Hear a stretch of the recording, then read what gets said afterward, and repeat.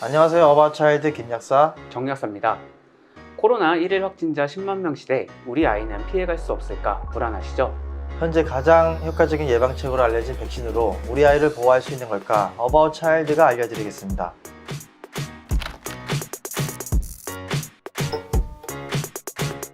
정약사님, 우리나라는 질병관리청에 따르면 현재 청소년 2차 접종이 약 80%까지 맞은 상황인데요. 해외 사례는 어떤가요?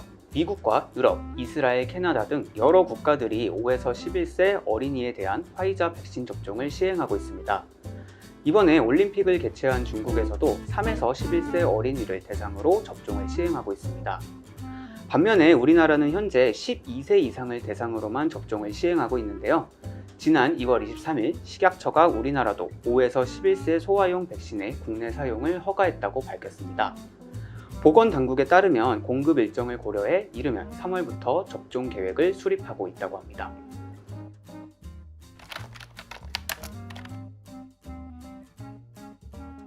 화이자 바이오엔텍에 따르면 성인 백신과 소아 백신의 경우 동일한 유효 성분을 가지지만 성인 백신은 3분의 1에 해당하는 10마이크로그램을 소아에게 접종을 하게 됩니다.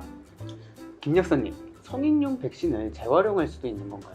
성인 백신을 재활용하여 3분의 1 덜어 쓰는 것 아닌가라고 걱정하시는 분들이 계신데요. 소아 백신과 성인 백신의 경우 구분이 되어 있기 때문에 그런 걱정은 안 하셔도 되고요. 다만 같은 점이 있다면 성인 백신과 소아 백신의 경우 3주 간격으로 동일하게 1차와 2차 접종 기간을 가집니다.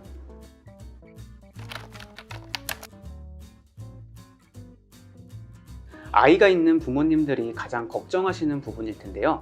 앞선 기사에서 식약처가 백신 접종의 안정성에 대한 근거로 제시하는 연구 결과에 따르면 임상 1상에서 48명의 어린이를 대상으로 16명씩 세 그룹으로 나누어 각각 10, 20, 30 마이크로그램의 용량을 투여했을 때 발열을 제외한 심각한 부작용은 관찰되지 않았다고 합니다. 또한 2상과 3상에서 어린이 1,517명을 대상으로 백신을 접종하였을 때 효능은 90.7%로 보고되었고 심근염과 심낭염의 사례는 없었다고 합니다. 또한 미국에서 작년 11월 3일부터 12월 19일까지의 백신 부작용 보고 시스템 사례에 의하면 4,249건의 보고 중 100건의 부작용 보고가 있었는데요. 고열 29건, 구토 21건, 심근염 11건이 있었지만 모두 정상적으로 회복이 되었다고 합니다. 같은 기간에 V-Safe라는 스마트폰 자발 보고 사례에서도 2회 접종 후 약 3만 건의 보고를 분석한 결과가 있는데요. 이 중 충수염 2건, 구토 1건, 호흡기 감염 1건, 후인두 봉화지겸 1건, 5건의 입원 사례를 제외하고는 주사 부위 통증과 피로감, 두통 등의 경미한 증상이 대부분이었습니다.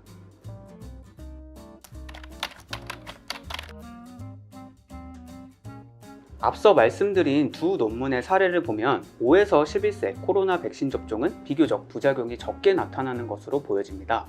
또 예방 효과도 90.7%에 달하고요.